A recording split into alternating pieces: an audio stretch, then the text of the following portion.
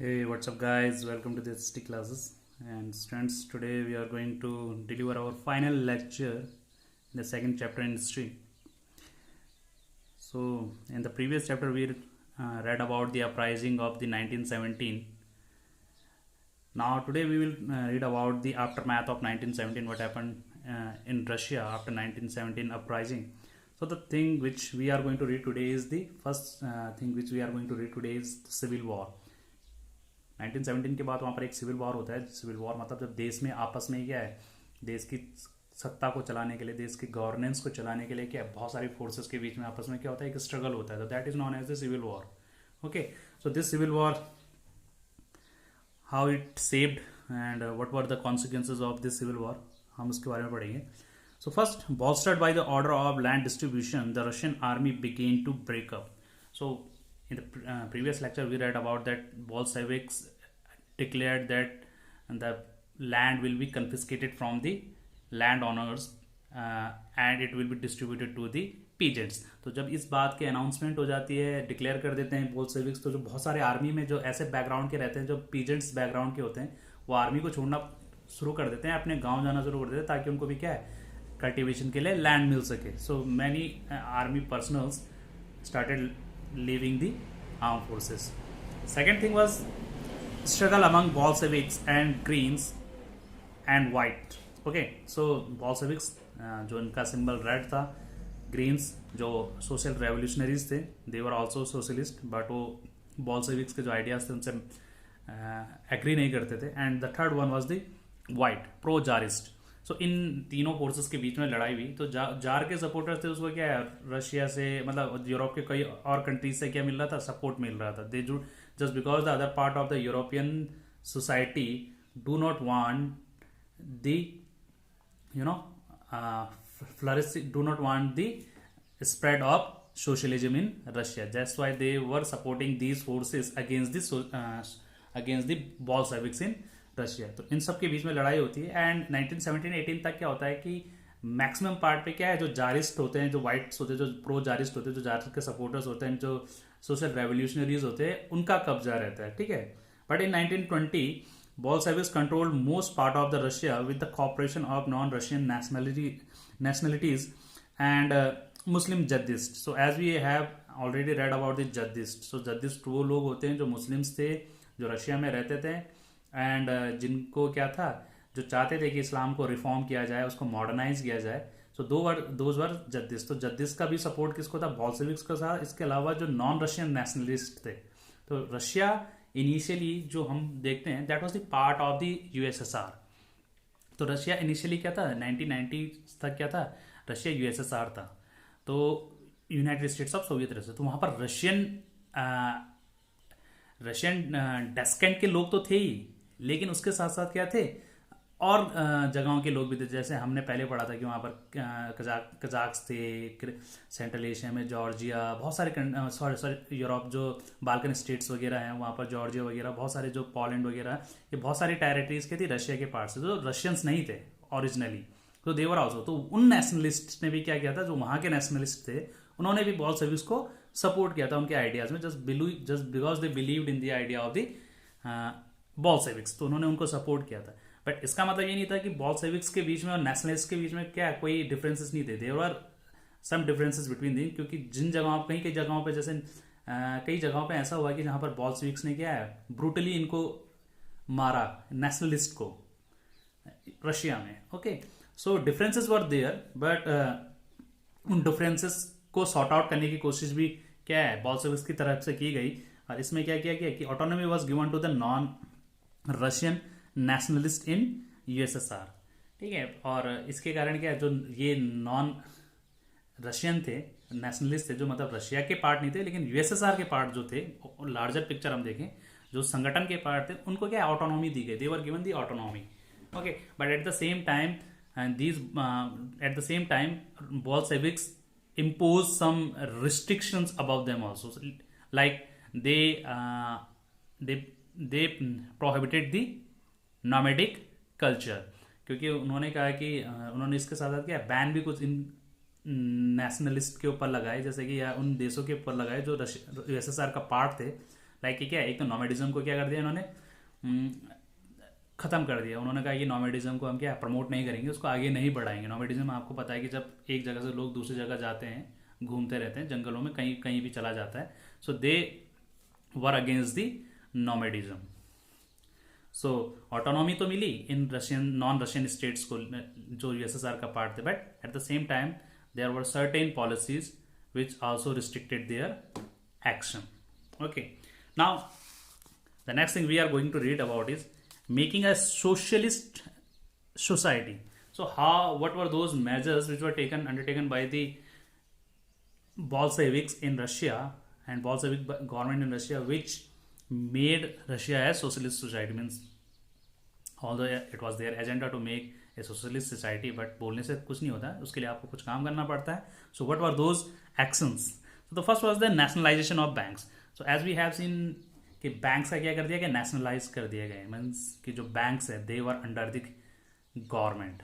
Nationalise होने का मतलब कि उसमें क्या है, जो गवर्नमेंट की इक्विटी है that is more than the equity of private share holders. तो इसका मतलब क्या है, जब बैंक सरकार के कंट्रोल में काम करेंगे that means they will work under the society. मतलब कोई प्राइवेट ओनर उसका नहीं होगा, कोई इंडस्ट्रीज उसका ओनर नहीं होगा, तो उसे क्या है, जो पॉलिसीज होंगी वो इस तरीके से बनाई जाएंगी जो लोगों के लिए होंगी. ठीक है, जो गवर्नमेंट अपने तरीके से लगता है कि लोगों के लिए अच्छा है, उस तरीके की क्या है स्कीम्स बनेंगी. Next was the confiscation and the distribution of land. As we have already read about this that you know Bolsheviks declared that peasants can confiscate the land of landowners and they can it could be distributed in the peasants and they can do agricultural practices on the field of land owners. तो ये तो हम पहले भी पढ़ चुके हैं कि ज़मीनें जो छीनी गई थी लैंड ओनर से बड़े बड़े और किसानों में बांट दी गई. Next important thing was the 5 year plan. So एक 5 ईयर प्लान मतलब रशिया में ये कोशिश किया गया कि now we have to promote our industrial growth. तो उस इंडस्ट्रियल ग्रोथ को बढ़ाने के लिए हमें क्या है, एक प्लान की जरूरत पड़ेगी. तो 5 ईयर प्लान, जो कि इंडिया ने भी बाद में क्या रशिया से इस आइडिया को हमने क्या किया था, एम्ब्रेस किया था, वहाँ से लिया था. दैट कि हमारा जो कंट्री है वो 5 साल के हिसाब से चलेगा, कि हम 5 साल का एक टारगेट रखेंगे, that we will set up a target for the 5 years and then we will try to achieve those targets in 5 years. So Russia ने भी यही इंप्लीमेंट किया. This policy was implemented in Russia और centralize form में किया गया. That means कि जो गवर्नमेंट थी उसने सब कुछ इसको कंट्रोल किया, इसको नेगोशिएट किया. ओके, इसके लिए जो प्लानिंग थी वो सारी गवर्नमेंट की तरफ से थी, एक सेंट्रलाइज प्लानिंग थी. And with the help of these 5 years plan, Russian industries grew at a very rapid pace. Means even 5 साल के अंदर में ही क्या है 100% ग्रोथ इनकी इंडस्ट्रीज में देखने को मिली वहाँ पर.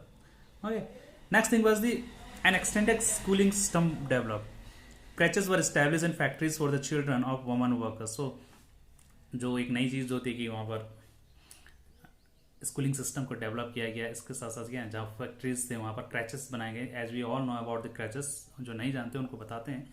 क्रैचेस उसी जगह होती है जहाँ पर क्या पेरेंट्स, जो वर्किंग पेरेंट्स होते हैं, they can drop their child to those creches. वहाँ पर उनको देखा जाता है, उनको दिन भर उनकी निगरानी की जाती है. They are looked after there and when they come back from the home work they can take their home children back with them. So that place is known as crèche, जहाँ पर बच्चों के खेलने वेलने का पूरा इंतजाम किया जाता है. सो खोड़दार में इतने ज़्यादा नहीं है, but if you will go to the metro cities then crèches they are a very common thing there. Okay, so crèches बनाए गए. सो इसके अलावा क्या है, वर्कर्स के लिए क्या घर बनाए गए, जो मॉडल हाउसेस थे उनको तैयार किया गया वर्कर्स के लिए. ओके, सो इस तरीके की सुविधाएं जो क्या थी पूरे देश में फैलाई गई. भले वो अनइवन थी, that means these allocation were not universal in nature, but still they were there. Okay, so next thing that we will read about is Stalinism and collectivization. So Stalin was the leader of the Bolsheviks after the demise of Lenin. Lenin की मौत के बाद क्या है, Stalin आते हैं वहां पर पिक्चर पे. So now in 1927 there was a acute shortage of grains in Russia. Okay, and उस acute shortages के कारण क्या वहाँ पर कमी हो गई खाने पीने की. सो जो स्टालिन है उन्होंने क्या किया, इसको इसका जो जिम्मेदार है वो उन लोगों को ठहराया जो बड़े बड़े मिडिल मैन थे या जो बड़े बड़े किसान थे, that they are hoarding the grain in order to get high prices in future. So he believed that this these supplies should be confiscated. उसको लगता था कि जो बड़े बड़े वो हैं किसान हैं वो क्या कर रहे हैं, होल्ड कर रहे हैं अपनी सप्लाईज को, जिसके कारण क्या है कि मार्केट में सप्लाई आ नहीं रही है, तो जिससे क्या है प्राइसेस क्या है बहुत ऊपर जाएंगे, वो फ्यूचर में प्राइसेस हाई जाने की उम्मीद में सप्लाईज को क्या कर दे रहे हैं, अपने यहाँ होल्ड कर दे रहे हैं. So he was against that holding. So he decided to confiscate all the supplies. ठीक है, तो उसने क्या किया, जितने भी जो सप्लाईज थे उन सबको क्या कब्जा करना शुरू कर दिया. Now he believe that there should be collectivization of farms, just because he believed that after in 1970 land was distributed to the peasants, and now these land were very small in size. So he believed that these small size land cannot be modernized for the industrial agricultural practices. So now he believed that in order to maximize the output, maximize the production, we should collectivize the farms. Okay, and so that he started confiscating land from the kulaks. Kulaks in those days were called to those people who were rich peasants. Okay, so he started confiscating land from those kulaks. और इसके साथ साथ क्या है, बहुत सारी जमीनों को जोड़ के एक साथ लिया गया. इसके साथ भी क्या है, स्टेबलिंग state control over large farms. इसके साथ साथ क्या है, जो बड़ी बड़ी जमीन के टुकड़े थे उनके ऊपर क्या गवर्नमेंट की जो पकड़ थी, मतलब स्टेट मतलब दैट मीन्स गवर्नमेंट का क्या है कंट्रोल स्टैब्लिश किया गया. And from 1929 the party forced all peasants to cultivate in collective farms called kolkhoz. और 1929 के बाद से क्या है, पार्टी ने ये कहा कि that all peasants will cultivate in the collective farms known as the kolkhoz. ठीक है, कॉलकोज मतलब कि जो कलेक्टिव लैंड्स हो गई. And they it was believed कि जो शेयर होगा, जो प्रॉफिट होगा, that will be distributed among the peasants according to their work and share. ठीक है, so but now peasants they shown some resistance against the collectivism. Many of them were not happy with their many of them were not happy with this idea of collectivization. They asked Stalin, they said to Stalin that they support socialism but they are not happy with this idea of collectivization. So those people who protested against Stalin, they were repressed very brutally. Okay, fraud cases were charged against them. Okay, many of the professionals were sent to jail. Sometimes they have to admit those crimes which they even did not commit. So in this vicious cycle of repression, Stalin established his superiority, or you can say his autocracy in the Russian Empire firmly. So this was the Stalin and his collectivization. Now the next thing that we will read about is the global influence of the Russian Revolution and the USSR.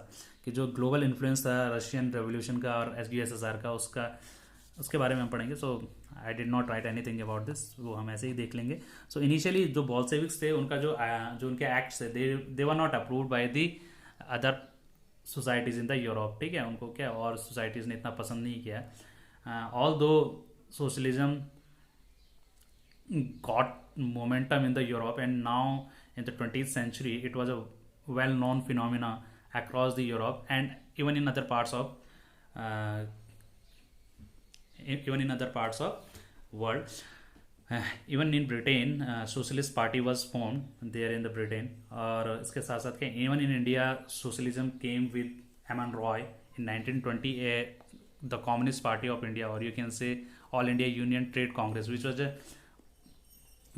was a communist party, was set up in India. So it was established by the M.N. Roy and Lala Lajpat Rai. Lala Lajpat Rai was the first president of this party.